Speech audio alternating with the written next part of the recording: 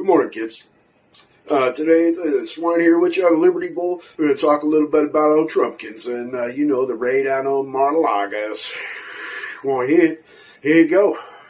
If it holds near and dear to you that you like to be able to, anyway.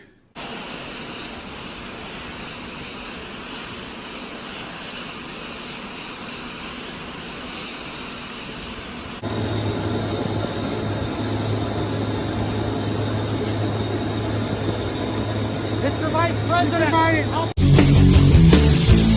well, let me run it down to you, communist, homosexual, faggot, dipshit, motherfucker.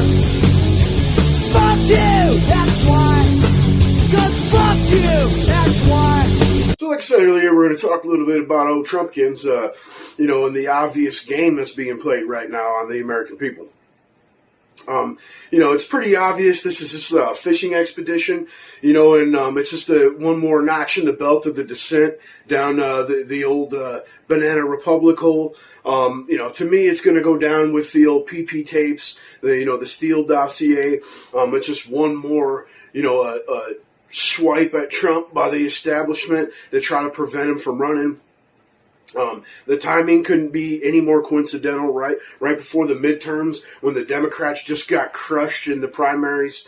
It's a pretty obvious thing, and I don't think they're going to let it play out either. They're going to kick it on down, to 2024, of course, because they got to have something going to try to keep this man in office.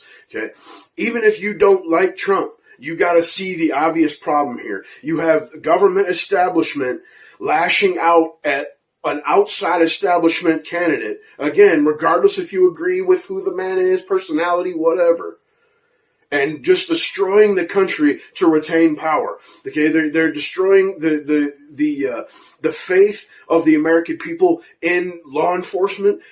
Obviously, distinctly, we're talking about the FBI, an entity that supposedly is nonpartisan and does its job to protect the country, but in reality has done nothing but fail for decades. If you think about every time there's an incident, mass shooting, anything like that, it's always, the FBI had a file on him. He was on the FBI's radar, but they never do anything to stop it. And the reason why is because they're an arm of the establishment, and the majority of the time it goes right along with the whatever movement they're on, trying to disarm you or what have you. That plays into it.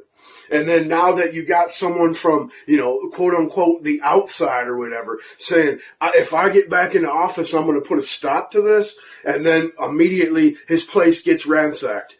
That's not a coincidence. This was all a setup, okay? You've seen Merrick Garland come out and say, I signed off on this. Did that guy not seem out of sorts to you? Did he not seem extremely nervous? I mean, I bet he really had nothing to do with it. He's just a fall guy because who's one of the first ones that go normally when a new president comes into office?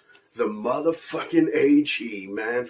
So, if something comes out of this, if they end up charging, because I know they did take 12, supposedly 12 boxes of stuff out of Mar-A-Lago. So if they end up charging them, I'll be the first one to come out here and say, I'm the fucking idiot. Okay? But I guarantee you, not a damn thing's going to happen. This man's going to end up running for president, and you're going to have a whole portion of the population that believes, an FBI wanted criminal is going to get into the White House. When in reality, they've had years, they had carte blanche, spent millions of dollars, and had hundreds of people before, FBI and Congress to be questioned, right? And what happened? You got people that got charges like tax evasion for shit that happened long before they ever even knew Trump, okay? So, again, take it how you want to, MAGA, dark MAGA, bedrins with biddens, whatever you want to do. Just know that this is just one more mark in the descent down the march